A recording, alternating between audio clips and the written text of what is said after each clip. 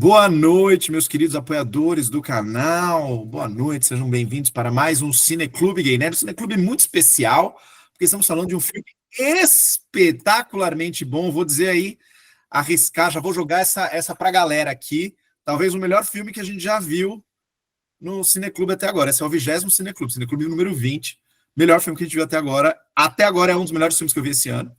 Certamente o melhor filme, não é o melhor filme, é o melhor filme nacional, porque eu ainda estou aqui, eu vi no ano passado. Estamos falando de Homem com H, você sabe que você viu a thumb. Então estão todos convidados a debater aí na sua casa, a gente vai debater aqui ao vivo, você vai comentando aí, se você quiser comentar nos comentários.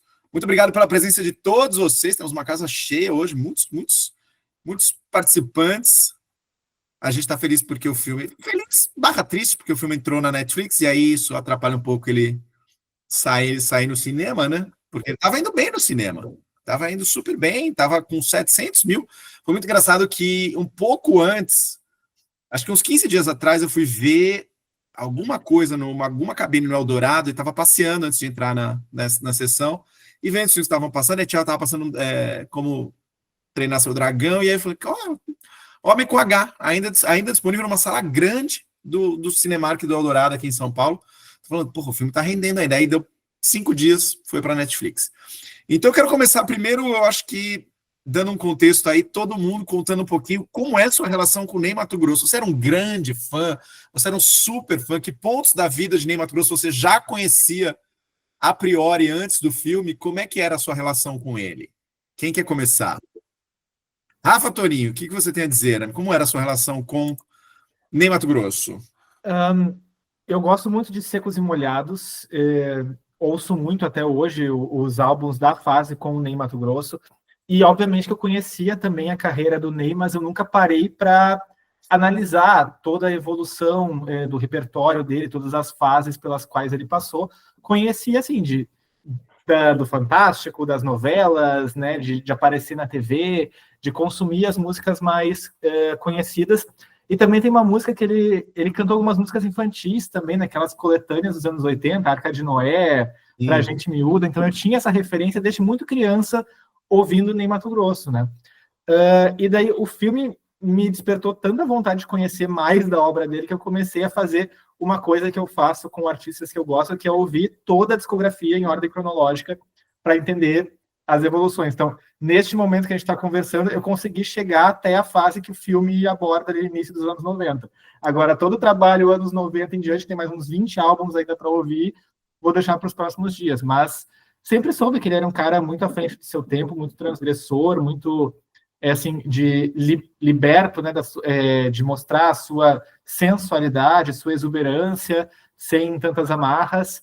E claro que o filme deixa muito explícito como isso foi escandaloso na época, mas eu sei também de relatos de pessoas que não viam isso pelo ponto de vista sexual, que eles enxergavam o Ney mais como um artista, e artista pode ser daquele jeito. Então, não tinha tanto pudor, tanta censura em relação ao Ney Matogrosso, porque era aquela figura meio que intocável, praticamente não era um ser humano, era um bicho, como ele mesmo falava, né? Era um ser que podia ser daquela maneira, mas enfim, sempre admirei, admiro ainda mais agora depois do filme. Essa é uma das divagações, das propostas, perguntas que eu vou trazer aqui para a gente ficar debatendo, porque tem uma questão exatamente sobre isso, de que ele era uma figura singular lá nos anos 60, 70. Vamos passar para o Alex contar como era com o Alex. Alex, você é um dos mais jovens aqui, Alex. Como é a sua relação com o Ney? Então, eu acho que é impossível você crescer nesse país e não saber quem é Ney Matogrosso e morar debaixo de uma pedra. Sim. Mas eu nunca fui um grande fã. Eu conheci os maiores hits, as principais músicas dos Secos e Molhados e dele, a presença, a existência dele, eu conhecia. Mas com o filme eu descobri, inclusive, que algumas músicas são dele que eu não sabia que eram. Então, assim, coisas que ele estava envolvido que eu não fazia ideia do envolvimento dele.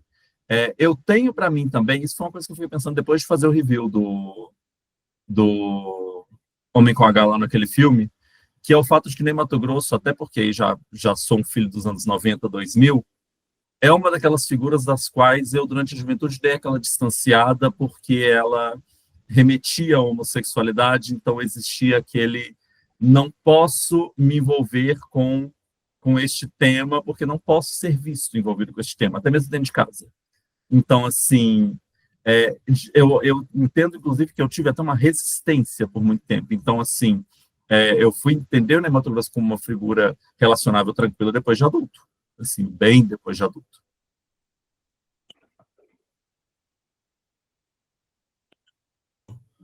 Perdão, estou no mudo, porque o meu vizinho começou a tocar piano aqui em cima, desliguei meu som. Felipe, você, querido?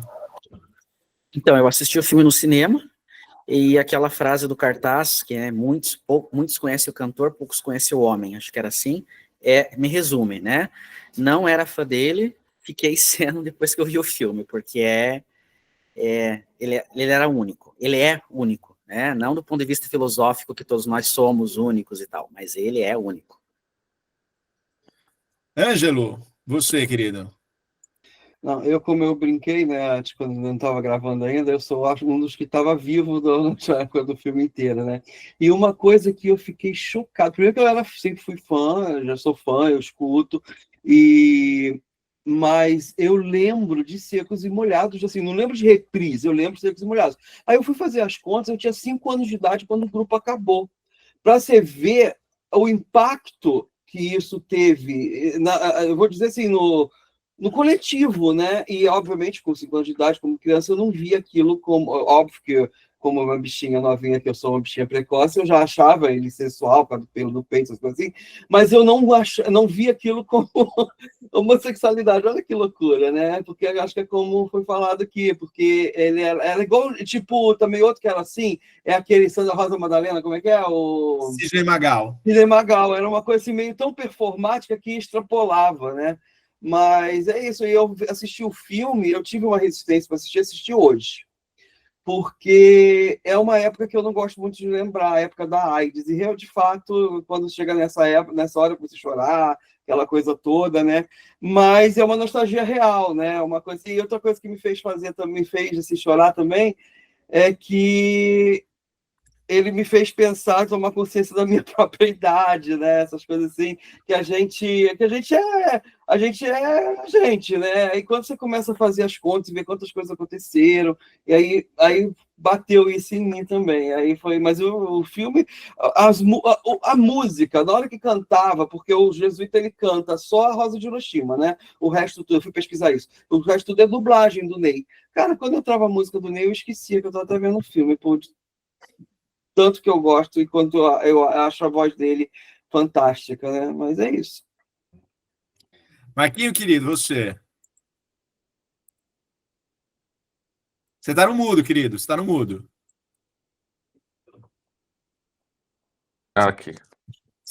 Boa noite, gente. Tudo bom? Boa noite, querido, como é que você tá?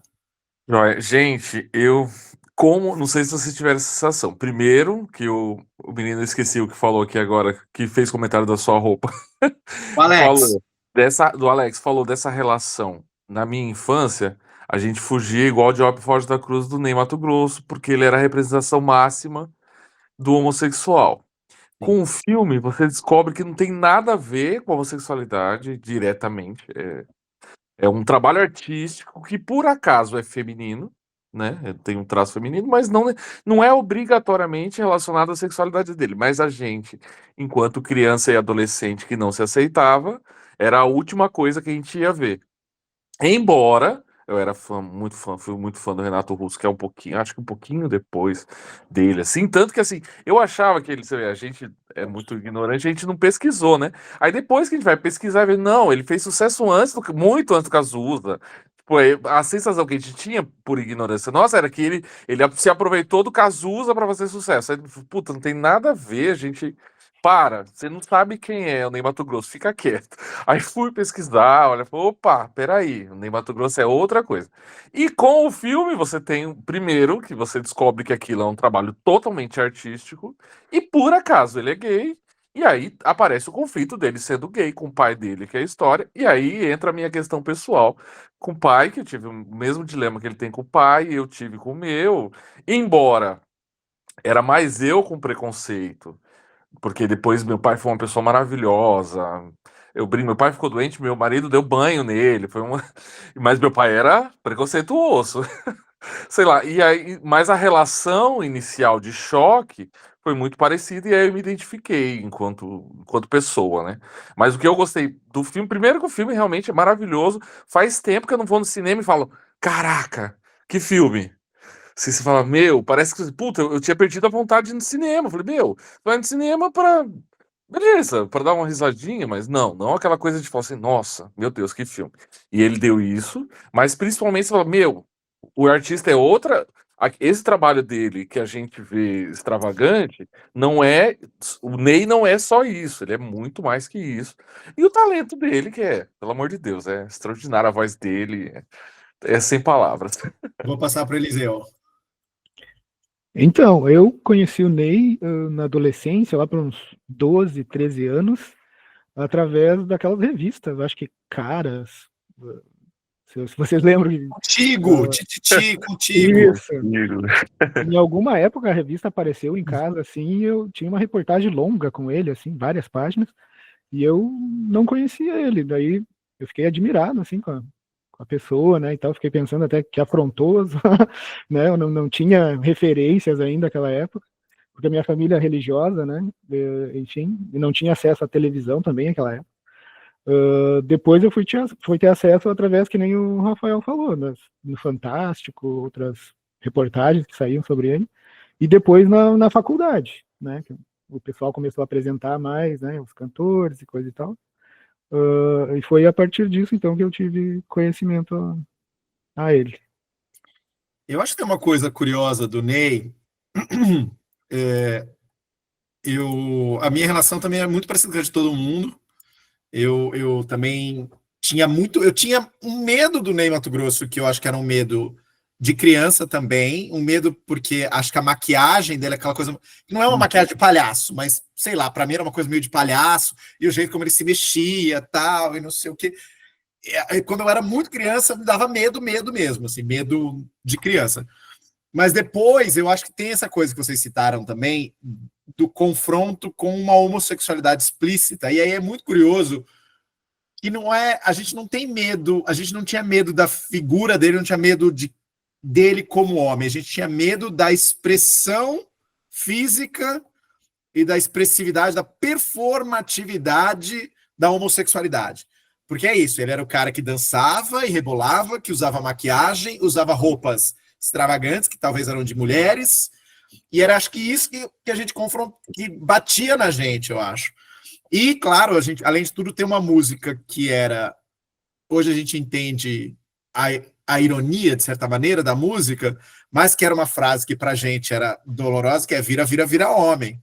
Que quantos de nós ouviu na vida? Vira homem, caralho! Entendeu? E aí era uma música brincando com isso. Então, para mim, acho que quando eu era muito novo, era difícil de entender tudo isso. E, ao mesmo tempo, alguém falou aí, o fato dele sair, é isso, ele também saía com os pelos de fora, né, com o peito de fora, o peito peludo, também mexia com isso ao mesmo tempo. Então, era uma coisa muito confusa, né? Ele era um cara que despertava muita coisa na gente, né? Uma coisa muito curiosa que eu lembro também é que minha avó materna, acho que eu falei isso em algum momento, minha avó materna era absolutamente louca pelo Ney Matogrosso, ela amava ele. E assim como ela também amava o Clodovil. Só que, curiosamente, ela não achava que o Ney Matogrosso era gay. E aí, isso é muito curioso. Isso é muito doido. Eu não sei se era uma questão porque aí a gente pensa na minha avó, hoje, se ela estivesse viva, o Ney tá com 83, é isso? Minha avó ia estar com uns 90. Ela era, tipo, sei lá, uns 7 anos mais velha que ele. Então, elas eram contemporâneos. Então, eu acho que o Ney despertava nela uma coisa sexual também, uma certa atração, e aí tinha uma coisa tipo, não, ele não é gay, imagina, claro que não, entendeu? E isso é muito curioso, né, com a percepção do que é a sexualidade percebida do outro, como é que isso é filtrado pra gente por N maneiras, né? Marquinhos levantou a mão. Fala, querido. Eu acho que você está no mudo, não está, não? Marquinho? Marquinho? Não, desculpa, eu esbarrei aqui, não era para levantar agora. Então Rafa. Perdão. Rafa, fala você, querido. Sobre essa questão da sexualidade, é muito engraçado, porque até o filme aborda um pouco disso, como o Ney despertava isso, tanto em homens quanto em mulheres, e se valia disso, inclusive, para explorar a sexualidade dele ao longo da vida, né? Mas tinha muito mesmo essa carga de provocar as pessoas, e ele aproveitava isso para criar sua persona, né? E daí depois, quando ele foi ali para a carreira solo, que ele vai se reinventando, menos como personagem, mais como pessoa física. Ainda assim, um cara muito sensual, muito quebrando padrões de gênero, ali no limiar entre masculino e feminino, atiçava todo mundo. Mas, ao mesmo tempo, tinha essa coisa lúdica, né? Até, eu acho que eu já contei essa história aqui, mas o meu marido, ele sempre comenta que ele, na verdade, a família dele ganhou de presente de Natal, eu acho, o LP dos Secos e Molhados, e a família ouvia, e não tinha esse preconceito ou essa questão já porque o cara é gay porque ele canta fino. Não, era o álbum da vez, era aquilo que todo mundo consumia, que era incrível. Esses dias eu vi uma entrevista do Guilherme Fontes, aquele ator que agora está na reprise de A Viagem, né? Ele falou também que ele, quando criança, ganhou um LP dos Secos e Molhados, e aquilo despertou ele para a arte, para o teatro e para tudo mais. Então, eu acho que na época, não sei se por ser uma época de tanta repressão política, o pouco que chegava de arte para as pessoas consumiam aquilo com um vigor, com uma voracidade muito maior, sabe? Então, o Ney Matogrosso, ele surfou um pouco nessa onda, né? De estar na época certa, sendo o precursor em muitos aspectos, mas sendo o cara que era necessário, que as pessoas queriam consumir, de certa maneira. Ângelo, querido. Eu só queria comentar uma coisa, porque a gente tem que lembrar também, né, que a nossa existência, ela é, vamos dizer, de conhecimento amplo e restrito de 20 anos para cá, porque não se falava e não se tinha referência a referência do gay era muito estereotipada. E, por exemplo, aí eu vou falar até uma coisa que eu não peço desculpa se soar de baixo nível, mas, por exemplo, pegação de banheiro. Por que funcionava? Porque ninguém desconfiava.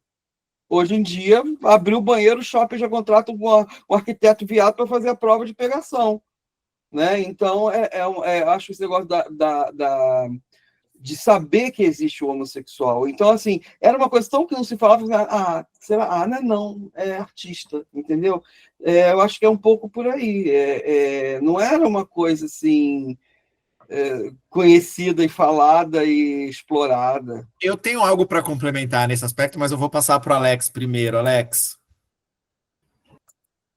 Eu acho que o ponto não é nem esse, tá? Eu acho que o filme traz a oportunidade da gente refletir é o fato de que, pegando o ano 90, como como marco zero, 2 décadas para trás, nós fomos uma sociedade muito menos conservadora e ligada nessas questões do que 90 para frente, dos 20 anos para frente, a partir de 90 até os dias de hoje. Existem alguns fatores para isso, a gente entra no fator da própria epidemia da AIDS, que criou todo um estigma, que é um estigma que é posterior a esse momento do Ney Matogrosso extremamente artístico ali, aquele auge, Secos e Molhados e primeiros álbuns, crescimento da presença pentecostal no país todo, que explode também dos anos 90 em diante. Então, assim, eu acho que nem estava no momento certo, no lugar certo, para conseguir ser lido como mais do que uma figura homossexual. Não que ele não fosse, o filme, inclusive, faz questão de retratar que existia, sim, esse incômodo com ele não passava ileso disso, mas eu acho que é um tipo de figura que passava mais ilesa de 90 para trás do que de 90 para frente. A gente pode observar até que aqui no nosso próprio país, a crescente do personagem gay debochado negativo, por mais que ela já existisse 90 para trás, ela piora 90 para frente.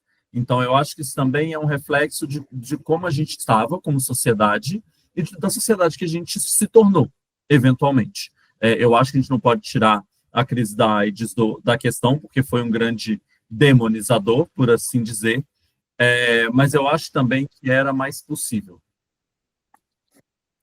Eu vou entrar aqui antes de passar para o Marcos, quero colocar um pouco do meu ponto de vista, que era uma das provocações que eu queria trazer, que é muito curioso olhando o filme hoje, entendendo o contexto do filme, e acho que é uma prova da riqueza do filme, do roteiro do filme, da direção, inclusive, é a gente conseguir compreender exatamente isso, de que o Ney é um fruto muito específico da época dele. Se houvesse se por alguma mágica nascesse um novo Ney, sei lá, nos anos 80, e ele estivesse com 20 anos nos anos 2000, ele não teria conseguido ser o Ney Matogrosso que ele foi nos anos 60.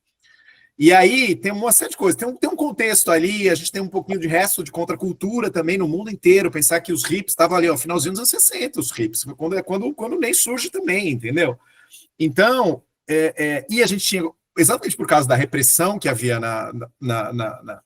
no cenário nacional, na política, ditadura e tudo mais, ele consegue surgir como uma figura que mexe com as questões da sexualidade, mas que é vista exatamente como uma figura isolada do artista. Então, ele não é, ele é quase, é que isso não existe, a gente sabe que do ponto de vista político isso não existe, mas ele era quase uma figura apolítica, de certa maneira. Hoje você não consegue ser gay e apolítico.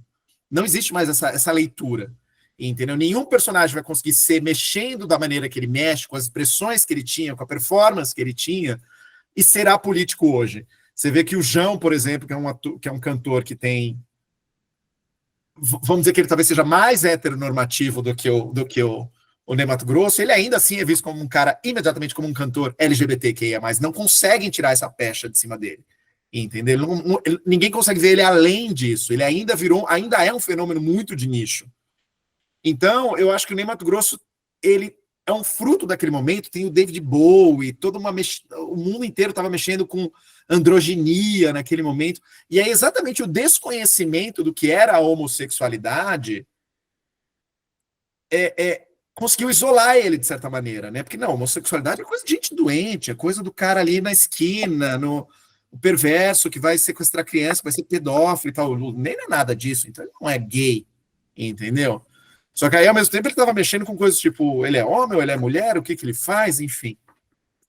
Gente, vamos começar discutindo, então, porque esse filme, acho que um dos grandes méritos desse filme, um dos motivos pelo qual eu saí embasbacado desse filme, eu preciso passar para o Marcos primeiro, mas só completando, um dos motivos pelo qual eu saí embasbacado desse filme é o quanto esse filme consegue cobrir de assunto em 2 horas de filme, de uma maneira muito bem feita. É um filme que cobre 60 anos da vida dele, e em vários tópicos específicos, tem várias questões da comunidade gay, da vivência gay, é um filme eminentemente gay, que não consegue se esconder isso. Ele cobre vários tópicos que outros filmes que se dedicam inteiramente a um tópico não conseguem fazer do jeito que o filme faz.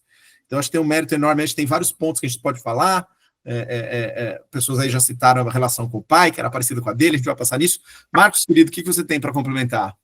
É só tocar, né? Essa questão de a gente realmente não enxerga as coisas. Minha mãe e a minha prima, tem uma prima de 60 e poucos anos e a minha mãe. Elas não sabiam que ele era gay. E aí, conversando, eu cheguei em casa super empolgado. Mãe, nossa, aí minha prima tava com a minha mãe esses dias em casa. Mas como assim o Ney Matogrosso é gay? Eu amava a performance dele, não sei o quê, não sei o quê. Isso é um ponto que a gente não, pelo amor de Deus, a gente não tem a menor ideia disso, né? Que é uma visão das mulheres que a gente não sabe, né? Pra gente tá nítido. Mas pra elas, não. E imagina que, na verdade, a gente está aqui, né, fazendo um grande apagamento bissexual, pansexual. Imagina se chegasse para então, na verdade, ele é pansexual, mãe. Aí mal sabe o que é gay, imagina se minha mãe não sabia que é. Não sabe o que é, mas enfim, ele é bissexual, ou pansexual, né? Porque ele... então. Mas tem uma coisa, só finalizar. Tem uma coisa que o talento faz que transcende o preconceito. Eu que sou fã de esporte, acompanho, sei lá, o Pelé, na época dos negros, ele rompe no esporte, o negro entrou porque o talento era muito grande, fora do normal, e a pessoa era obrigada a colocar o negro. O gay, no caso do Ney, na minha opinião, pelo pouco que eu vi, ele é tão talentoso, a voz dele é de uma magia que você para ouvir o cara. Eu não gostava do Ney, mas a música dele eu escutava. Você entendeu? E você hipnotiza. O talento dele é tão forte que a pessoa fingia que ele não era gay pra ouvir ele. Sei lá, é da minha cabeça que eu tô tirando isso, mas meio que assim, eu pego do exemplo do esporte. Você, puta, o cara é tão bom que eu não olho o fato dele ser negro e aceito. Isso transparecendo pra época do Pelé, sei lá. Puta, o cara é negro, dane-se, o cara é tão bom que eu vou fingir que ele não é negro. Sei lá. A visão que eu tenho do Nesse, ele é tão bom naquilo que ele faz, tão forte, que ele consegue meio que transpassar isso. Eliseu, querido.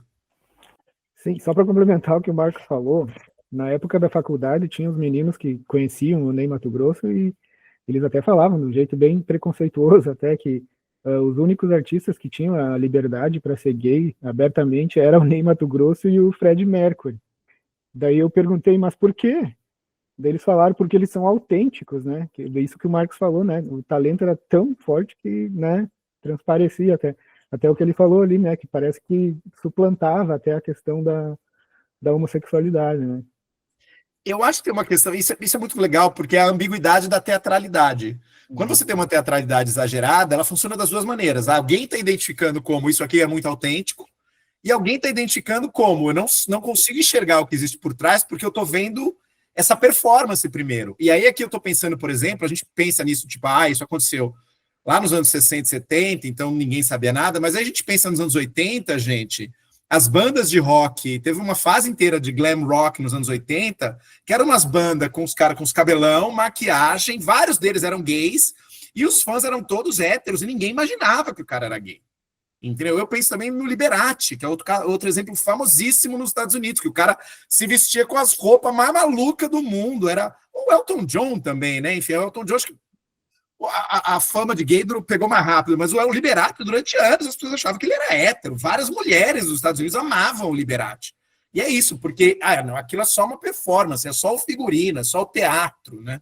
É muito louco isso, né? A capacidade da arte e da máscara que a gente constrói no palco, né? Isso é muito maluco, o poder do figurino. E isso é um pouco da genialidade do Ney Matogrosso, porque ele identifica isso muito cedo, né? E aí no filme, isso é uma outra coisa legal do filme, que a gente entende ele primeiro, que na verdade a primeira paixão dele foi o teatro e não a música, né? A música meio que aconteceu depois, né? Aconteceu quase por acaso. Rafa?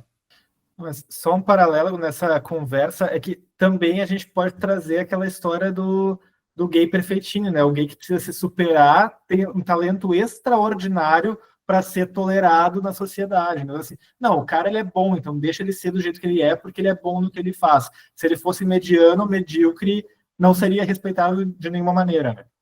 E talvez seja o caso do João. É bem isso que o Rafael falou. Eu não soube expressar bem, mas era bem isso que eles falavam bem nesse sentido aí. Fala, Alex. Não só pegando esse gancho, porque tem num contraponto, a gente tem de uma época ali, 80 também.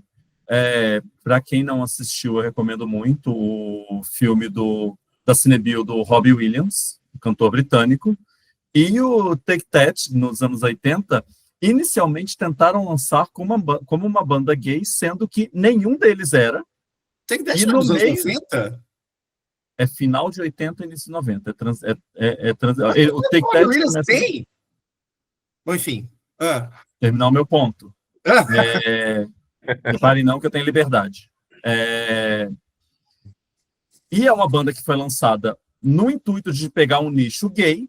Nenhum deles era gay. Cria-se toda uma roupagem gay que não estava emplacando. E quando um dia, acidentalmente, eles são marcados para fazer um show numa boate hétero, as mulheres vão à loucura com eles, mesmo com alguns deles usando fio dental, usando calcinha. E na hora o produtor fala opa, o nicho da boy band que a mulher gosta. Então, assim, até ali, essa coisa do gênero, a leitura feminina dessa feminilidade, ela era outra, no geral também, sabe? Eu vou agora abrir, eu acho que a gente tem, como eu falei, o filme passa por muitos pontos da nossa vivência gay, e aí eu acho que em vez de ponto a ponto, eu acho que talvez vale mais a gente pensar, cada um expressar aqui que parte dessas vivências funcionaram para você, quais te impactaram. Eu sei que tem a questão dos pais, sair de casa, a relação que ele tem com aquele primeiro amigo do exército, e eu gostei muito da relação dele com Cazuza, embora seja uma relação super problemática, não gostei da relação, isso é óbvio que a relação é problemática para um caramba, né? Mas eu gostei do filme retratando uma coisa que eu acho que é uma característica muito típica da vivência gay, que é esse caso amoroso que vira um grande amigo, na verdade. Entendeu? É uma relação. Existe um amor ali, ele claramente fala, quando o Cazuza morreu, ele tinha todas as declarações, ele era apaixonado pelo Cazuza, mas que ao mesmo tempo sublimou essa questão toda, porque sabia que não havia um relacionamento ali, não era viável haver um relacionamento ali, mas que se transforma numa grande parceria, numa grande amizade, numa grande parceria artística, uma parceria profissional também. E eu acho que isso é uma experiência muito típica da comunidade gay. Infelizmente, o homem hétero não consegue ter isso com as mulheres, né? Ele não consegue ter uma relação com uma mulher que depois, quando termina, vira uma grande amizade, ou fica às vezes até fica nesse limbo meio indefinido. A gente é amigo, mas amigo que se pega. Se os dois estão estáveis e conseguem lidar bem com esse fato de que, olha, a gente tem esse amor, mas que não é um relacionamento, mas a gente se pega de vez em quando, mas a gente tem tesão pelo outro. E isso é uma coisa que eu acho tão gay, no bom sentido, e tão positivo, eu acho isso tão maravilhoso, poder ter essas conexões, e é raro ver filmes que saibam falar sobre isso. Eu acho que talvez esse filme acerte até pelo fato de que ele não se debruça muito sobre isso, né? Ele não quer explorar muito a relação com o Cazuza. E aí eu queria saber, enfim, que pontos do filme mexeram aí com a sua vivência gay, ou se vocês querem falar mais sobre o Cazuza. O Alex quer falar mal do Cazuza. Fala mal do Cazuza, Alex, eu sei que você odeia o Cazuza. Já falei ali no chat, top gays mais chatas que já viveram, chatona. Uma amiga minha, quando eu saí do filme, falei com ela o tamanho da chata que ele era, ela me falou uma coisa incrível, que é por isso que só a mãe dele gostava dele. A única pessoa que gostava dele, de verdade, era a mãe dele. Mas não... O problema é que ele era rico, né, cara? O problema é que ele era playboy, então assim, não tinha consequências. Era o filho do dono da gravadora. Na hora que eu sei a informação no filme, ele fez todo sentido para mim. Mas, porém, talentosíssimo. Não era claramente ali um Nepo Baby digno. O problema dele era persona física, não artística. O problema dele era as drogas, gente. O problema dele era droga. Mas, enfim, não era esse ponto que eu ia me prolongar, não, porque eu já falei no chat. Sobre o que você mesmo perguntou sobre os momentos mais marcantes do filme, eu vou puxar essa carroça, porque tem muita questão de quem viveu a crise da AIDS, fica mais doído por ela, etc, mas teve um pedaço do filme, e aí quão cedo o filme começou a me machucar, porque é a fase dele criança, muito criança. A cena do pai fazendo ele fazer aquele negócio do fosso, da água, e depois do pai batendo. Eu, como pessoa que viveu muita violência na infância, naquela faixa de idade, pelo mesmo motivo, assim, tocar num lugar muito próximo, assim, e foi curioso de ver, porque foi a primeira vez que eu vi retratado, porque a gente acaba, eu tenho essa coisa muito com os meninos, com os meus amigos, Marcel e etc., que são pessoas que vêm de uma realidade muito diferente da minha. Então você sempre fica meio que dolorido com aquela coisa era possível ter tido uma infância melhor e menos dolorosa. Olha, essas outras pessoas tiveram. Quando você vê retratado uma infância que foi muito similar à sua, é aquele bom e ruim ao mesmo tempo. Porque você imediatamente vê uma possibilidade, olha, não fui só eu que tive esse inferno de infância dentro de casa mesmo. Mas ao mesmo tempo é horrível porque você vê o quão naturalizado era essa vou corrigir pela coça, vou corrigir pela, sabe, assim, então para mim é o momento, assim, o filme já começou me rasgando dali para frente, tudo que ele fez comigo foi até mais tranquilo. Eliseu, querido. Sim, o que me pegou mais rápido foi que nem o Alex. A parte da infância, né? Porque eu também passei por aquelas repressões ali. Meu pai não era militar, mas meu pai é religioso, meu pai é pastor, para vocês terem uma ideia. Então, aquilo tudo ali que ele passou de ser uma criança muito artística, já desde criança, ele dava para ver que ele já desenhava, né? Foi naquela apresentação lá com a mãe, e voltou e tentou reproduzir, que ele viu a cantora lá, né? Então o pai enxerga e arranca o caderno, né? Joga longe. Aquilo tudo ali me pegou bastante, porque eu era a criança artística também, né, que queria desenhar e coisa e tal, sempre ouvia aqueles comentários, não, isso não é coisa de homem, não, isso daí não, olha essa mão, olha, né, sempre tava aquele controle, aquela coisa.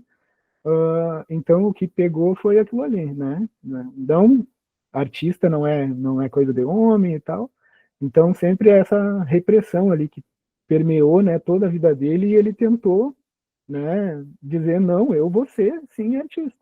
Tanto que lá no final se encaminhando para o final do filme, o pai fala para a mãe, né, escutando lá o disco, né, o Ney é um grande artista. Essa parte daí que nem o Alex falou, né, podia ser diferente, né, o quanto da nossa vivência é castrada já desde criança lá. Então isso me pegou bastante. É triste demais mesmo. Marquinhos, Gente, eu fico abismado que você consegue ter. É como você falou, é tanta coisa de que o filme consegue levar a gente.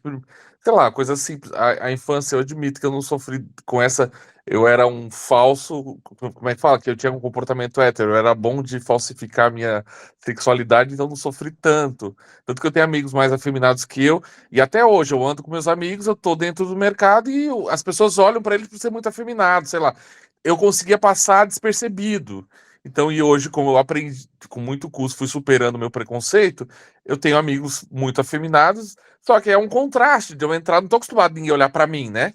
Eu entro e saio do lugar, não sou visto. Aí tô com meus amigos, de repente eu tô no mercado, os atendentes estão olhando, aquela coisa de chamar atenção, né? Meus amigos chamam um pouco a atenção e tá tudo bem e tal. Pra mim é um choque, e eu não vivi isso na infância. Mas, ao mesmo tempo, imaginar que alguém viva aquilo é um horror. Mas o que eu gostei também, essa capacidade dele de viver a sexualidade dele de uma maneira plena. Que espetáculo! E foi uma aula pra gente de como viver a sua sexualidade de todas as maneiras possíveis, sem barreira, essa maneira que ele lida com o Cazuza. Queria usar até um palavrão contra o Cazuza, que é um artista muito bom. Ele é filho da puta em vários sentidos, para pro lado direito e lado esquerdo, pro lado negativo e positivo, sei lá, não sei a maneira certa de falar. E ele lida de uma maneira tão adulta, tão inteligente, tão que você fala, caraca, eu quero ser assim. E um gay muito bom nesse sentido. Falei, como ele consegue lidar com o sentimento dele, porque no primeiro momento você quer matar o Cazuza, porque você gosta, você quer que a pessoa seja do jeito que você quer, e a pessoa não é. E tá, eu falei, como que eu lido com essa pessoa que é desse jeito, e eu continuo perto dela, continuo amando ela?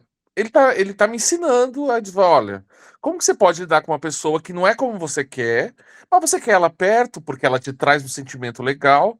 Puta, pra mim foi uma aula. Ali, aquele recorte foi um recorte de uma aula de como viver sua sexualidade de uma maneira plena, não se limitando, putz, eu posso ter um parceiro, mas eu posso viver com ele outras coisas, e etc. Lembrando que o único senão, talvez, que eles colocam no histórico amoroso, afetivo amoroso dele, a relação abusiva, que ele tem uma pequena relação abusiva ali no começo da vida dele, né, com o cara em Brasília, que sustenta ele mais velho, enfim, mas mesmo assim ele tem uma autonomia muito grande de falar, eu vou encerrar isso aqui. Né? Acho que ele é forte, eu falei, para, não vou aceitar isso. É que assim, a gente também tem que entender que a gente está vendo um filme, por mais que a figura do Ney seja incontestável em vários aspectos, é um filme que está contando a história do Ney com a aprovação do Ney e sumarizando uma vida de 80 anos em 2 horas. Então, é claro que é a história dos vencedores ali, né? A gente não vê ele sofrendo, certamente ele deve ter sofrido pelo Cazuza, deve ter sofrido 1000 vezes por várias outras relações, e a gente não vê ele sofrendo, né? Mas, Ângelo, você, querido. Ajuda a abrir o microfone, né? Você perguntou assim qual parte impactou mais, aí o pessoal começou a falar eu tive uma infância que eu acho que foi privilegiada, porque eu era bichinha, não era heteronormativo, mas eu não tive nenhum desses problemas com família. Eu tinha, obviamente, que tinha bullying na escola, chamava de bichinha, mas eu era o gay perfeitinho, né? Então passava. Então, mas não tive isso. Mas mesmo assim, é muito interessante, porque eu acho que eu estou retornando ao assunto que a gente já discutiu. Eu passei a infância e boa parte da adolescência, a despeito de Ney Matogrosso, achando que eu era sei lá, tinha no Rio de Janeiro 7 milhões de habitantes. Na época eu era eu e mais 2 viados. Eu não sabia que existiam gays. Quando eu fui para a primeira vez, vi aquele bando de homem, eu falei, caramba, que bom que não sou só eu, né? Então, isso, eu estou um pouco retornando ao que eu falei antes, né? A nossa existência não ser percebida. E agora, reparem uma coisa, e o filme faz isso, mostra isso também, que ele nunca expôs a vida pessoal dele. Ele separava de uma forma absurda a vida pessoal do performático. Tanto é que o performático até exagerava como um escudo para a vida pessoal. E, inclusive, ele fala, eu não sou aquilo do palco. O palco é o extravasamento, né? É muito curioso, porque várias pessoas depois... eu adoro como os conservadores adoram reler várias figuras, né? Assim como o Clodovil foi relido como, então, ele era um gay aceitável, tá vendo? Os gays tinham que ser mais igual ao Clodovil, porque ele não era exagerado, não falava da vida dele. Sempre na época dele, ele era execrado pela galera conservadora, exatamente por ser gay. E o Ney Matogrosso é a mesma coisa. Agora todo mundo tem uma leitura, tipo, tá vendo? Você pode ser gay, mas você tem que ser gay igual o Ney Matogrosso, que nunca transformou isso num palco político, sendo que a presença dele já era uma questão política. Imagina, no meio da ditadura, entendeu? Mas é isso, né? Não pode falar... Você pode ser gay, mas não pode ser político, entendeu? E aí, não, o Ney não era político, imagina. Enfim, né? Conservador nunca entende porra nenhuma do que tá vendo. Rafa, você... Inclusive, Marcelo, antes do meu comentário, eu só queria falar que eu lembrei que eu vi, por acaso, uma crítica, entre aspas, do filme, de uma pessoa que não gostou do filme porque achou que focou muito na sexualidade do Ney, que deviam falar mais do artista, mais dos trabalhos que ele fez. Gente, é justamente... Daí, um comentário na crítica já resumiu tudo. É justamente por isso que o filme foi feito, porque em 2025 ainda tem gente que acha que não pode abordar a sexualidade. Mas, enfim, o que eu queria comentar... Como se fosse separado, né, cara? Como se fosse possível separar. É bizarro isso, mas enfim. Mas o que eu queria comentar de uma parte que me tocou no filme, e aí sim eu vou ter que falar da parte que aborda a epidemia da AIDS, primeiro porque tem aquele amigo dele que era um coadjuvante na história, que aparecia assim, em cenas esporádicas, mal tinha falas no filme, de repente ele some, né? Daí mostra como as pessoas ao redor dele vão sucumbindo ao vírus. E daí quando chega naquela cena... Né, um dos ápices do filme, que é quando ele e o marido vão abrir o teste e daí descobrem que o marido está com o vírus e o Ney não. Aí eu vi uma entrevista do Esmir Filho e depois um texto do Jesuíta Barbosa, ambos mencionaram a gravação dessa cena, porque o Ney estava presente no set durante a gravação dessa cena especificamente. E o Ney, ele é uma pessoa que, via de regra, ele não chora, ele é um cara assim, muito contido com suas emoções, etc., e quando a cena acabou, ele começou a chorar copiosamente, a ponto de ter que ser amparado pelas assistentes, por todo mundo. E daí ele meio que pedindo desculpas por aquela reação. Eu não sou assim, eu não sou de me emocionar assim, eu não sou assim e tal. Daí depois foram gravar o close do Jesuíta. E daí o Jesuíta incorporou essa fala no texto do filme. E daí ele começa a ler o resultado do exame, começa a chorar e fala, eu não sou assim. E daí o Ney Matogrosso falou para o diretor, né, danado esse jesuíta, hein? Ele conseguiu pegar o espírito daquele momento, a reação do próprio Ney, carne e osso, vendo a história, e daí perguntaram por que ele estava tão emocionado. Daí a assistente falou, tudo bem, é a tua história, né? E ele falou, não é a minha história, é a história de todos nós. Eu acho que isso resume muito bem também, porque isso é um filme que, através da história do Ney, ele conta a história do Brasil, e especificamente dos homossexuais, e dos LGBTQIA+, enfim, ele mostra como era ser dessa maneira naquele contexto. Então, muitos méritos para o filme, a gente nem precisa rasgar elogios, porque a gente sabe como o filme é bom, mas essa cena... No cinema me marcou, foi a cena que me deixou emocionado, com os olhos marejados, e depois, vendo os bastidores, eu pensei, que genial. Né? Então, o Esmir Filho é um puta de um diretor. Ele é um diretor com propósito, ele é um diretor com visão, entendeu? Não é uma coisa tipo assim, sei lá, alguém queria fazer sei lá, a Globo Filmes queria fazer, de quem que a gente pode fazer um biopic musical no Brasil? Do Ney Matogrosso. Tá, então quem a gente contrata? Contrata o Esmir Filho. Não foi um projeto desse tipo. O Esmir Filho tinha uma coisa para contar a partir da perspectiva do Ney Matogrosso. Então, é muito claro isso no filme. Fê, você, querido. Além do que já foi dito aí, uma outra coisa que me impactou foi positivamente, porque ele tinha e eu não tinha, né? Então isso me chamou muita atenção. Ele não tinha necessidade de validação, né? Na maior parte das ações ele não se justificava, ele não tinha necessidade de validação, que era algo que eu tinha, né? Eu sempre estava tentando buscar até para me recompensar, vamos dizer assim, entre aspas, né? E isso, assim, para mim foi uma lição. eu tenho um momento muito específico do filme que provavelmente só mexeu, desse grupo aqui só deve ter mexido comigo, porque fala sobre isso de validação e de não precisar de validação, que é o momento em que ele começou, ele dá aquele primeiro estouro, e aí o segundo disco não vai muito bem, e aí ele começa a vender os móveis para poder fazer. Eu não lembro exatamente porque o filme faz 40 dias, mas que ele vende os móveis para manter a turnê. Eu não lembro se era para manter a turnê ou para gravar o próximo disco. E é uma aposta muito clara dele, né? Do tipo assim, e aquilo mexe comigo, porque quando entra na questão financeira, na questão da grana, tipo assim, o quanto você está disposto a apostar em você mesmo que você não sabe se vai dar certo, mas ele tinha a convicção absoluta de que, não sei se ele tinha a convicção absoluta que ia dar certo, mas a convicção absoluta de que ele tinha que fazer, entendeu? E isso para mim é uma coisa que mexe muito, porque eu não tenho essa coragem, eu acho. Até hoje, o canal, do ponto de vista financeiro, é esse grande stick e puxa da minha parte, entendeu? Que é isso, quanto eu quero botar de dinheiro no canal, quanto eu quero me arriscar com a minha segurança financeira de botar dinheiro no canal, para fazer o canal crescer. Tipo assim, eu podia pagar uma equipe maior para editar, e aí eu faria muito mais vídeos e para fazer 1000 coisas, fazer thumb no meu lugar, e não sei, mas eu quero botar esse dinheiro. E se esse dinheiro não voltar? Será que eu tenho que fazer? Enfim, é uma micro cena do filme que mexe muito comigo. Isso que o Rafa falou da cena dele abrindo o exame e o próprio Ney Matogrosso tendo uma catarse ali, cara, você imagina, deve ser uma catarse que estava guardada há 90, 30 anos, né? Imagina que doido que deve ser você ver, não só você ver em fazer um filme sobre a sua vida, recontando grandes momentos da sua vida, mas ser bem feito do jeito que foi bem feito nesse caso, entendeu? Com um grande diretor, um grande ator te fazendo, deve ser uma experiência psicológica, né, cara? Por falar em constelação familiar, psicodrama, cara, é um grande psicodrama ao vivo, numa escala monstruosa. Deve ser uma loucura, cara. Deve ser uma loucura. Deve mexer na sua cabeça de um jeito completamente doido. Eliseu, você, querido. Não, só para complementar o que tu falou, tem um programa que ele participa da Cissa Guimarães, eu acho que é Sem Censura, né?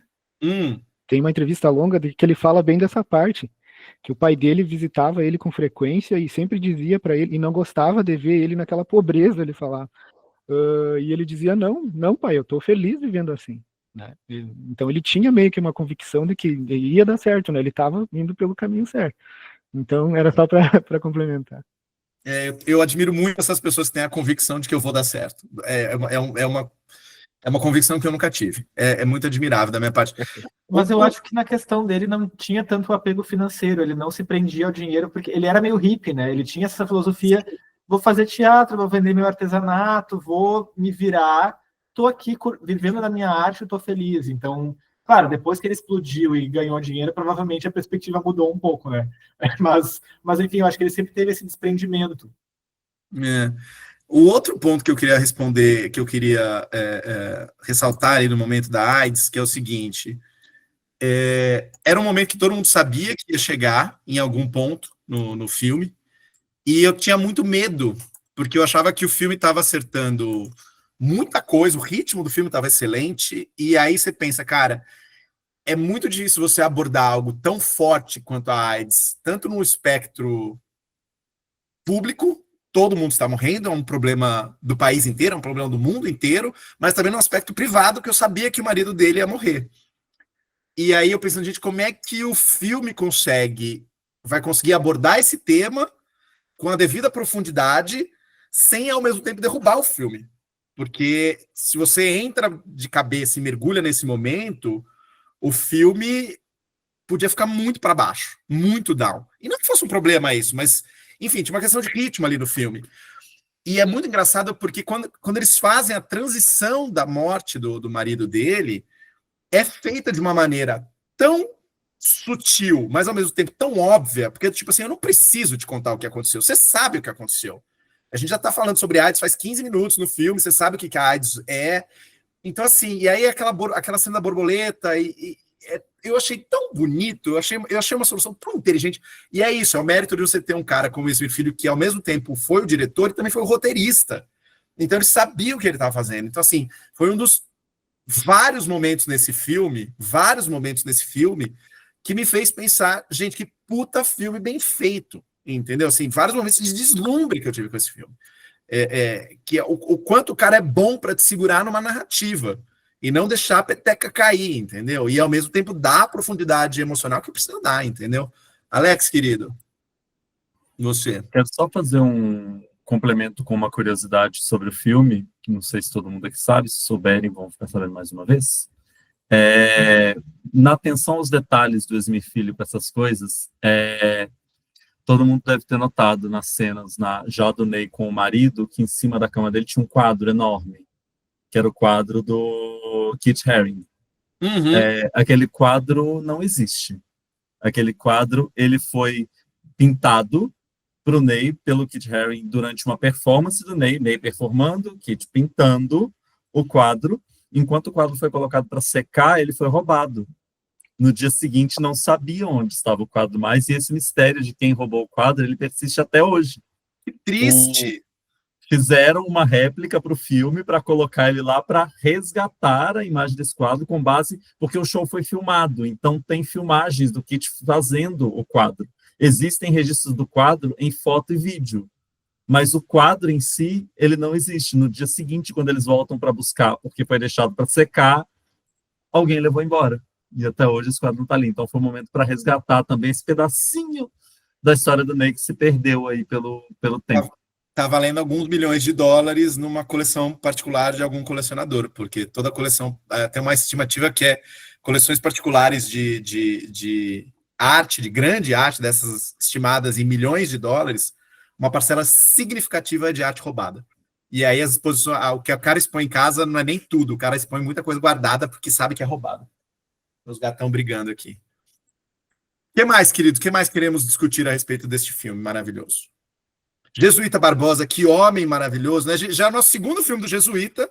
A gente já fez Praia do Futuro. Eu já estou aqui pensando, talvez a gente devesse assistir Tatuagem, todo mundo também, porque também todo mundo ama Tatuagem, é um filme lindo, tá na Netflix. Talvez a gente deveria propor para a próxima semana, porque a gente já faz uma sequência aí de filmes gays nacionais. Por outro lado, também entraram muitas coisas no Globoplay, né? Então, no Telecine, agora por causa do mês do orgulho, para a gente pensar também, inclusive muitas coisas nacionais. Talvez a gente finalmente falar de Baby aqui, que também foi um excelente filme desse ano, e agora está disponível no Telecine Globoplay. Rafa? Acho que, embora o filme ele tenha um ritmo muito até acelerado, assim, ele trata de muitos assuntos, a história vai andando, né? Ao mesmo tempo é interessante como ele tem alguns momentos de contemplação mesmo, né? Umas cenas quase metafóricas, ali as cenas com as serpentes, tem uma hora que ele tá lá no meio da floresta e aparece uma cobra, depois ele em casa e sonha com uma cobra, ou acorda com a cobra que ele cria ali em cima dele, né? Tem todas essas questões que até fazem meio que uma metalinguagem com a discografia dele, porque daí eu fui fazendo esse dever de casa de ouvir a discografia, e o primeiro álbum solo do Ney, do Homem de Neandertal, ele tem esses sons incidentais de mata, de pássaros, etc., percorrendo. Então, assim, é uma maneira também que o Esmir usa para costurar a história, né? Ter esses momentos de contemplação, ou então ter as músicas de cada época, que ao mesmo tempo que elas ilustram a época cronológica, também ilustram a vida do Ney. Então, quando acontece a morte do marido, toca aquela música Pedra de Rio, que é uma das primeiras músicas que o Ney gravou, mas depois foi regravada outras vezes, e que conta mais ou menos a relação dos dois ali. Então, eu achei muito bonita a maneira como tudo isso foi costurado mesmo, né? Foi muito bem pensado. Todas as cenas ali foram muito bem pensadas. A entrada de música do filme é excelente. É excelente. Enquanto musical, né, nesse aspecto, o filme é excelente. O modo como ele costura as músicas é excelente. Assim, é muito bom. Alex, você, querido? Foi o maior elogio que eu fiz ao filme lá no meu review naquele filme, porque o filme é extremamente artístico, ele é tão artístico quanto um filme sobre o Ney Matogrosso precisa ser. Ele é tão artístico no sentido lúdico, ele se permite ter esses momentos que são além da realidade. Sim. É muito importante quando um diretor entende a persona de quem ele está fazendo um filme, fazendo um paralelo assim completamente descabido, ou talvez nem tanto, mas assim, é igual Elvis, que você pega um diretor que entende aquela linguagem visual do Elvis e imputa ela no filme. para que pareça algo que converse com com o artista que aquela pessoa era, né? Então, assim, um filme do Ney Matogrosso, ele não podia ser menos ultrajante, ele não podia ser menos artístico, ele não podia ser menos ousado do que isso aqui. Assim, é muito entender o seu personagem e você fazer o filme nesses termos. Imagina que tristeza seria se a gente visse um filme do Ney Matogrosso e a definição é um filme comedido, é um filme resguardado. Não pode ser, não tem como ser, né? Eu queria muito saber, assim, não sei se em algum lugar talvez tenha pesquisado isso, ou tenha publicado isso, talvez uma Folha, um UOL da vida tenha feito, mas eu queria saber muito se aumentou os streamings do Spotify do Ney Matogrosso, porque é um filme que você termina pensando, cara, eu nunca valorizei esse cara do tanto que ele merecia ser valorizado. Eu acho que é uma sensação muito generalizada e muito generosa. Eu acho que quase todo mundo sai do cinema pensando, cara, eu nunca percebi quão genial ele é, sabe?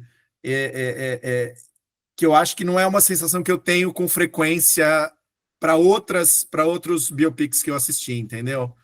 Talvez é porque aquela síndrome de vira-lata, a gente nunca valoriza o que é nacional, né? Os biopics que a gente está vendo é sempre de fora, mas a gente sempre reconhece, o Elton John sempre soube que era um gênio, a Whitney Houston sempre soube que era uma puta voz, enfim, mas a gente nunca talvez o Ney Matogrosso nunca tenha dado devido valor para ele. Queridos, mais alguma discussão, algum tema que queremos debater?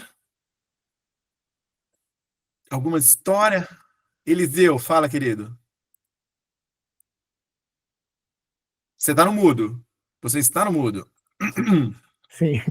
Só para complementar que tu falou das músicas, né? Se aumentou ali o acompanhamento das músicas, que é meio unanimidade, né? De quanto o filme é bom, né? Do pessoal que fala sobre cinema e tal.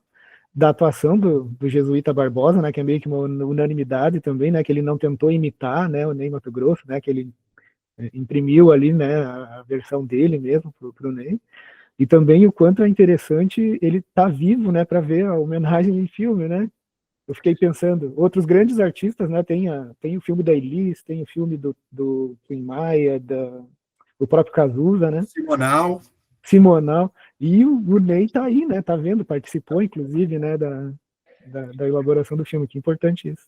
E que eu acho que coloca uma camada extra, porque fazer biografia de gente viva é mais difícil ainda, entendeu? O mérito desse filme é gigantesco. Fala, Alex. Eu acho que tem um mérito a se dar para ele também, porque eu e o Marcel discutimos isso várias vezes com várias cinebios, que é quando você faz a cinebio da pessoa que está viva ou que tem pessoas vivas em volta, a chance de você cair numa cinebio chapa branca, porque você não quer ofender, você não quer tocar nos pontos em que a pessoa não gostaria de tocar, você tenta ser contido ali dentro da coisa, e é um mérito, inclusive, o Ney estar envolvido e ele ter permitido o filme ser como o filme é, o filme tocar em assuntos que o filme toca, porque outras pessoas vivas tendo uma cinebio delas sendo feitas, não permitiriam. Fred Mercury não estava vivo, mas o próprio Queen não permitiu que Bohemian Rhapsody tocasse praticamente nada do que devia tocar por esse puritanismo com a imagem, assim. Então eu acho que ele, inclusive, foi muito liberal no que ele permitiu, mesmo participando. Me lembra um pouco o filme do Bob Dylan também, a biografia do Bob Dylan, que é maravilhosa, só que tem uma certa facilidade, porque ela cobre um período muito mais curto, né? Ela cobre alguns anos só da vida dele, mas que é isso, o Bob Dylan é um cara tão de boa, tão em outro espectro da natureza, outro nível de sintonia mundial, que ele não se importou com o filme, ele autorizou o filme e falou, tipo assim, vai e faz, entendeu? Ele não estava lá acompanhando para dizer, isso pode, isso não pode, o Timothée Chalamet é um bom ator para ser eu, ou não, ele é um péssimo ator. Ele falou assim, tá aí, faz, entendeu? Confiou, entregou na mão de Jesus e mandou fazer, e saiu um filme excelente também. É um pouco de confiança que você tem que ter, porque eu também acho que você fazer filme com a pessoa em cima, imagina a cinebio da Madonna, que a própria Madonna queria dirigir, imagina que horror que ia ser. Mas, enfim, talvez ainda aconteça, né? Não sabemos. O chat hoje tá bombando. Gente, você sabe que o chat não vai para o vídeo, tá, gente? Vocês ficam conversando no chat, o chat não vai aparecer no vídeo depois as pessoas lerem, tá? Acho que nem pode, que a gente está conversando aqui. Eu vi que tá rolando, só tô vendo o chat rolando aqui, subindo aqui, gente. Não, tá ótimo, pode conversar. Não tem nenhum problema. Marquinhos, você quer falar mais alguma coisa? Não, é só que eu tô apaixonado pelo Jesuíta, meu Deus do céu, que homem lindo, maravilhoso. Alguém que tá tão apaixonado, ficcionado por ele. Gente, que homem, meu Deus do céu. E vamos levar em consideração Pode que ele falar tá ali fazendo, ele faz o Ney ali dos 16 até os 55, talvez, vou chutar esse espectro de tempo, cara, é muita coisa, cara, para um cara só. E ele aguenta É bom, ali, cara, pelo ele é amor de muito, Deus. ele é bom demais, né? Então, uma coisa, vocês têm a sensação, não sei se tem, de que o filme é tão grande quanto o Ney, ou eu tô exagerando, no sentido de que vai virar uma obra, sei lá, a minha Cara, infância foi marcada, tem um filme que é marcado, Central do Brasil, acho que é obrigação, o brasileiro tem que ver o Central do Brasil, na minha opinião, enquanto obra artística. O filme no Ney vai virar isso? eu acho que vai. Eu acho que vai. E assim, a gente não sabe porque tem o filme do Kleber Mendonça vindo aí, O Agente Oculto, que foi super bem em Cannes e tal, mas assim, se não houvesse o Agente Oculto, o filme pra gente mandar para todas as premiações esse ano seria o Homem com H. Saiu uma época péssima do ano para premiação, que é maio, saiu péssimo, mas assim, é excelente. É a melhor experiência que eu tive em filme nacional em muito tempo, se você descontar o Ainda Estou Aqui, que foi em novembro. Mas assim, é realmente espetacular.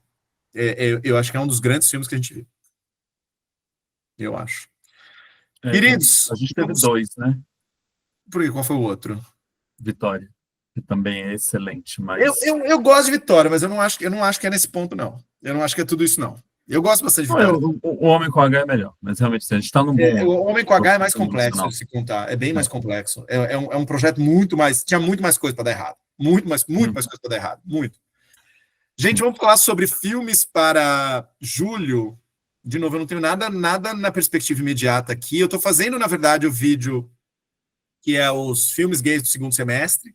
A gente tem algumas coisas interessantes vindo aí, mas vão todas mais para frente, especialmente porque aí agora, segundo semestre, a gente tem aquele períodozinho ali no final do ano que é excelente para filme gay, que é a Festival do Rio, a Mostra de São Paulo e depois o Festival Mix. Então você mete o filme nos três para ter burburinho nas críticas e depois você bota no cinema. Então é tudo muito no final do ano. Mas tem algumas coisas vindo aí. Eu não sei se talvez a gente devesse... Eu não sei quão pequeno e pontual demais é para o nosso grupo a gente discutir A Velha Guarda, o filme A Velha Guarda, que vai estrear na Netflix, vai ter uma continuação agora dia 2, que é quarta-feira, que tem um profundo casal gay. O primeiro filme tinha um casal gay maravilhoso, que eu amo, é um filme que eu gosto muito. Eu não sei o quanto eles vão ter mais espaço nesse filme, mas eles não são protagonistas. Mas assim, eu vou assistir quarta-feira, e aí eu conto para vocês se eu acho que a gente deveria jogar ali na nossa enquete de votação, se a gente quer discutir A Velha Guarda 2, ou pelo menos A Velha Guarda 1, para quem não viu A Velha Guarda 2, enfim. Fala, Marquinho. Não foi, não. Alguém não? Então, Alex. Fala, Alex. Não, recomendar eram os critérios de dúvida, de sugestão. Como está no Prime Video, vocês chegaram a fazer de Sim Sim? Não fizemos Sim Sim, mas Sim Sim não é um filme gay. Ou é? Não, não é, não. Como Domingo não está fazendo homem nesse filme? O personagem do Como Domingo é gay? Eu sempre entendi que sim. É? Você está enganado? Não sei. Alguém assistiu Sing Sing aqui, gente? Além de eu e o Alex? Eu acho que não. Vou pesquisar. Vamos pesquisar, mas eu acho que não. Ângelo, você, querido? Em termos de sugestão, mas é uma sugestão, assim, para ser avaliada, porque você falou uns 3 atrás, assim, porque a gente não faz série, não sei o que e tal. E outra coisa que eu pensei, assim, que a gente não faz filme LGBT, a gente faz filme G, né? A gente então, faz filme G. A gente fez um filme até hoje, só. Eu pensei, talvez jogar assim para pensar e amadurecer a ideia. A primeira temporada de Manhãs de Setembro. Porque se você juntar os 5 episódios, dá 2h40. E eu acho fantástico. Eu gostei muito e eu acho que, sei lá, dá muita discussão e é um filme trans. Né? Aí eu pensei em jogar essa. Eu vi quando saiu, vou ter que rever. Mas eu gosto da ideia. Manhã de Setembro. Eu acho uma boa. Porque isso também não é tão longo, né? Mas tem aquele filme... eu falando. Pode falar. Tem aquele filme no Prime que conta a história daquele negro pianista. Tô tentando lembrar o nome dele aqui, gente. Livro, do Green Book, negro... É Green Book? Putz, ele é negro, pianista, ele tá ele sai com motorista É Green Book? Não sei o que É, tem é que pega muito a questão do negro, mas aí entra na homossexualidade de uma maneira muito crucial do ponto de vista da pessoa não ter família, tal, por ser homossexual. O quanto que a homossexualidade era renegada dele. Não seria um bom filme pra gente colocar, não? Pode ser também, pode ser. Green Book, eu acho tudo válido. Eliseu, manda, querido. Não sei, pessoal, se vocês já discutiram alguma coisa sobre Brokeback Mountain. Parece que tá para fazer É. 20 anos, né? A gente nunca tinha, eu falei hoje pro André, porque eu falei pro André que o André me viu o dia inteiro editando o vídeo do Queer as Folk que eu tô editando. E aí eu falei, pô, eu acho que o vídeo vai ficar bom, eu acho que vai render legal, 25 anos e tal. Ele falou, mas não é agora que foi lançado, não, ele faz 25 anos em dezembro, ele saiu em 3 de dezembro de 2000, a série estreou. E aí eu falei, mas para dezembro, eu tô lançando agora porque para dezembro tem outro que eu vou lançar, se esse der certo, né, curiosidades de Queer as Folk, que é sobre Brokeback Mountain. Brokeback Mountain faz 20 anos esse ano. Então eu super toparia também a gente fazer Brokeback Mountain tranquilamente, assim, um revival. Esse é um filme que eu voltaria. É um dos poucos filmes da vida que eu voltaria a reassistir a cada 5, 7, 8 anos. Voltar a assistir de novo. Talvez não contem comigo, porque eu não sei se eu superei o trauma para ver ele de novo, não, tá? Aquilo ali acabou comigo. Mas na aí época, a segunda vez é 20 sempre anos mais atrás, fácil, tá? você já sabe Eu como tinha acaba. 15 anos, eu não estava pronto para aquilo, eu não vou passar por aquilo de novo. Ah, não. E meu Deus. Então tá, queridos. Obrigado. O que vocês acharam da gente fazer de segunda-feira? Foi bom? Foi melhor? Foi pior? O que vocês acham? Será que menos pessoas toparam por causa da segunda-feira? Vou perguntar isso lá no grupo depois. Para algumas Pra mim é pessoas tranquilo. tem fuso horário, né? Pra galera de fora, o Doni não vem por causa do fuso horário. 9 da noite pra ele é difícil. Então tá, meus amores. Beijo pra todo mundo e beijo pra todo mundo que assistiu. Beijão. Até o próximo Tchau. Cineclube, gente. Tchau, tchau.